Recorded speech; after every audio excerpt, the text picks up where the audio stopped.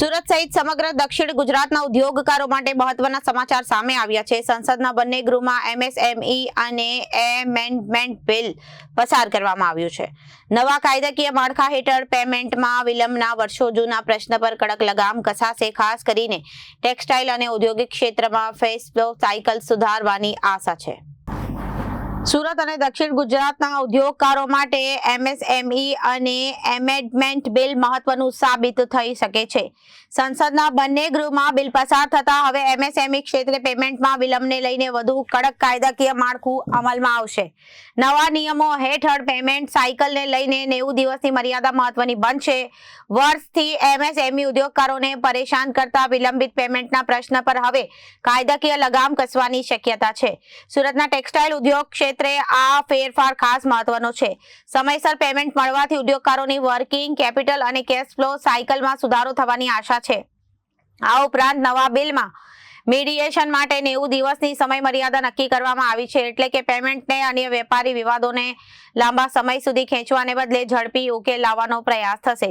Surat chamber દ્વારા પોતાના platform પર મીડિયેશન સેન્ટર શરૂ કરવાની તૈયારી પણ દર્શાવવામાં આવી છે, જેના કારણે સ્થાનિક ઉદ્યોગકારોને વિવાદોનું સ્થાનિક સ્તરે સમાધાન થઈ શકે છે તેવી વ્યવસ્થા ઊભી થઈ શકે છે। ટ્રેડર્સને પ્રોત્સાહન, સમયસર પેમેન્ટ અને પારદર્શક બિઝનેસ ઇકોસિસ્ટમ ઊભી થવાથી ટેક્સટાઇલ સહિત દક્ષિણ ગુજરાતના વિવિધ ઉદ્યોગોને તેનો સીધો લાભ મળી શકે છે। આ નવા કાયદાકીય માળખામાંથી MSME ક્ષેત્રે વધુ મજબૂતી મળશે અને ઉદ્યોગકારો માટે વેપારનું વાતાવરણ વધુ પારદર્શક અને વિશ્વસનીય બનવાની અપેક્ષા છે। સુરતને નહીં પણ સમગ્ર ભારતને ફાયદો થવાનો છે, કારણ કે જે સાયકલ તમે 200 દિવસે ને 150 દિવસે તમે સાયકલ ફેરવતા હતા બિઝનેસની, એ હવે 90 દિવસમાં ફરજિયાત તમારે પેમેન્ટ આપી દેવું પડશે। આ એક મોટો ઇન્સેન્ટિવ ટેક્સટાઇલ ઉદ્યોગ માટે તો ખરો જ, પણ સમગ્ર જે ઉદ્યોગો છે એની સાયકલ, આ તો મારું તો એવું જ કહેવાનું છે કે જે રીતે કેન્દ્ર સરકારે 90 દિવસ કર્યા છે ટેક્સટાઇલ ઉદ્યોગ માટે, તો 43 BS 45 દિવસ જ છે। એમાં 15 દિવસમાં જ તમારે મંજૂરી આપવી પડશે અને 45 દિવસમાં જો પેમેન્ટ કરતા વેપારીઓ થઈ જાય તો એ દિવસ દૂર નથી કે સુરતને નહીં સમગ્ર ભારતને 5 ટ્રિલિયન ઇકોનોમી કરતા રોકી શકે।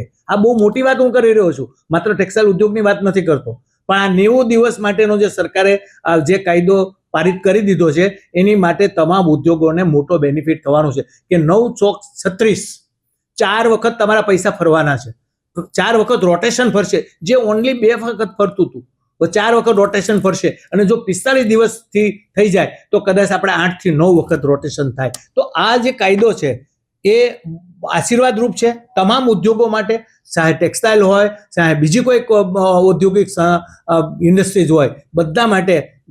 તાત્કાલિક જો આજે ચાઇના જો આગળ હોય ને તો એનો મતલબ એ જ છે કે એનું રોટેશન છે એ 8 થી 10 દિવસમાં ફરી જાય છે। આજે આપણે 90 દિવસની વાત કરી છે સરકારે, એને આપણે ગ્રાહ્ય રાખી એના ઉપર જો વર્ક કરવા મળે તો આખા વર્ષ દરમિયાન તમે 4 વખત જો એ ડીલિંગ કરો છો તો તમને બહુ મોટો બેનિફિટ થવાનો છે। એટલે ઉધારીના ધંધામાંથી બહાર નીકળીને હવે આપણે આ બિઝનેસને રોટેશનની અંદર વધારે પૈસો ટ્રાન્સફર થાય, વધારે પૈસો રોટેશનમાં આવે તો તમારું નફા ધોરણ વધે છે।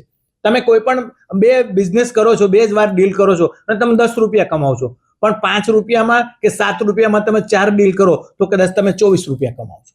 તો મારું તમામ વેપારીઓને વિનંતી છે કે જે સરકારે આપણને આ 90 દિવસનો કાયદો પારિત કર્યો છે, તમામ બિઝનેસ માટે તંદુરસ્ત કાયદો છે, અને 43 BH કાયદો છે એ એના કરતાં પણ અમૃત સમાન છે। જો આપણે બંનેને ફોલો કરી અને આગળ વધીશું તો ખાસ કરીને સુરતની ઇન્ડસ્ટ્રી છે, અને હું ખાલી કહેવા માંગુ છું કે સુરતની ઇન્ડસ્ટ્રી છે એ 45 દિવસ જે જો 43 BH કાયદો લાગુ કરીને કામ કરવાનું શરૂ કરશે, આવનારા દિવસોની અંદર કરવું પડશે, કારણ કે સરકાર એના ઉપર પણ ચિંતિત છે।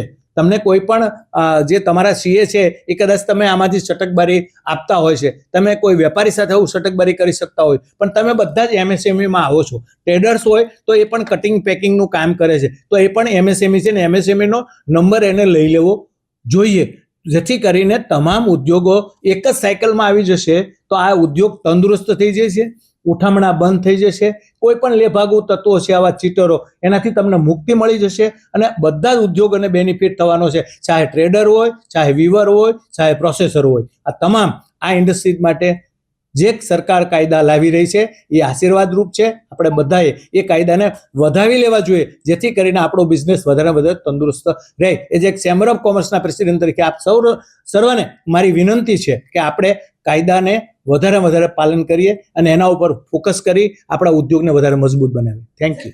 દક્ષિણ ગુજરાત સૌથી વધુ જે એનાલિસિસ થયું છે એમાં 50 થી 55% ઉપર એમએસએમઈ સેક્ટરનું હબ છે. તો આ પોલિસીથી દક્ષિણ ગુજરાતને સૌથી મોટો ફાયદો મનાય છે. હું આખા ભારતની અંદર વાત કરું ને તો ખેતી પછી કોઈને મોટો બેનિફિટ થવાનો છે. તો એમએસએમઈ એટલે એનું હબ છે સુરત, દક્ષિણ ગુજરાત. તો દક્ષિણ ગુજરાતને આખા ઇન્ડિયાની અંદર વધારે બેનિફિટ થવાનો છે. એ વાત 100 ને મિનિમેક નથી. એટલે મારી તમામ દક્ષિણ ગુજરાતના મારા ઉદ્યોગિક મિત્રો છે, તમામ ઉદ્યોગકારો છે, તમામ પ્રોસેસર છે, તમામ ટ્રેડર્સ મિત્રો છે, તમામ વીવર્સ મિત્રો છે, મારી એમને નમ્ર વિનંતી છે. એમ ગાર્મેન્ટિંગ વાળા મિત્રો છે, તમામને વિનંતી છે કે આપણે જે સરકારે કાયદો આપણા ઉપર લાવીને પાસ કર્યો છે એના આપણા માટે આશીર્વાદરૂપ છે અને આપણા માટે આ કહેવાય અમૃત સમાન છે. અને જો આપણે એને ફોલો કરીશું તો આવનારા દિવસો દૂર નથી કે લેભાગુક તત્વો સુરતમાંથી નાશ પામશે અને આપણું ઇન્ડસ્ટ્રી છે એ મજબૂત અને તંદુરસ્ત સ્થિતિ આગળ વધશે. Reporter Sujal Rathod, Janadesh news, Surat.